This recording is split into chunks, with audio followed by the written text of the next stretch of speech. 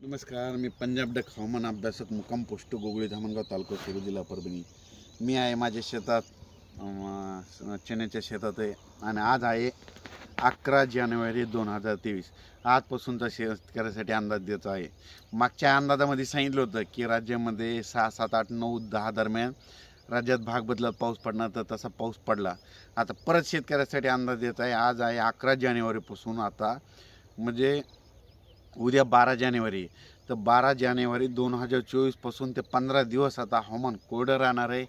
पाऊस काही येणार नाही, थंडीची लाट येणार आहे, म्हणून हे अंदाज लक्षात घ्यायचा. राज्यात एकंदरीत परिस्थिती बघितली तर राज्यामध्ये काय झालं, आता ह्या 8, 9, 10 तारखेला काही काही भागामध्ये पाऊस पडला. आणि आता पाऊस पडल्याच्या नंतर सर्व शेतकऱ्याला सांगू इच्छितो का आता चण्याचं पीक आहे, कोणतं फुलावरलं जे पीक आहे, तर आता काय होतं आहे, पाऊस पडल्याच्या नंतर धुई येणार आहे. म्हणजे आता उद्याच्याला 12 जानेवारीला धुके धुरळ येणार आहे, म्हणून हा अंदाज लक्षात घ्यायचा. आणि तुम्हाला एक सांगू इच्छितो की उद्याच्याला धुके येणार आहे. आता पाऊस काय आता उद्यापासून येणार नाही, म्हणून हे अंदाज लक्षात घ्यायचा.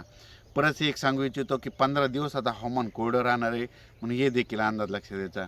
आणि ज्यांच्याकडं हरभऱ्याचं पीक आहे त्या शेतकऱ्यांनी काय करायचं, फुलावर असताना थोडा ट्रेस द्यायचा. ट्रेस दिल्याच्या नंतर काय होतं, घाटाची संख्या वाढते, फुलामध्ये जास्त पाणी द्यायला जमत नाही. आणि तुम्हाला एक सांगू इच्छितो, धुई आल्याच्या नंतर एक बुरशीनाशकाची आणि एक चांगल्या कीटकनाशकाची फवारणी करून घ्या.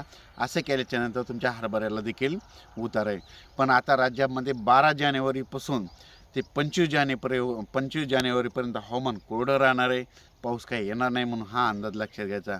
फक्त 16, 17, 18च्या दरम्यान परत एकदा ढगाळ वातावरण राहणार आहे, म्हणजे ही देखील अंदाज लक्षात घ्यायचा. अचानक वातावरणात बदल झाला तर लगेच एक मेसेज दिला जाईल. धन्यवाद.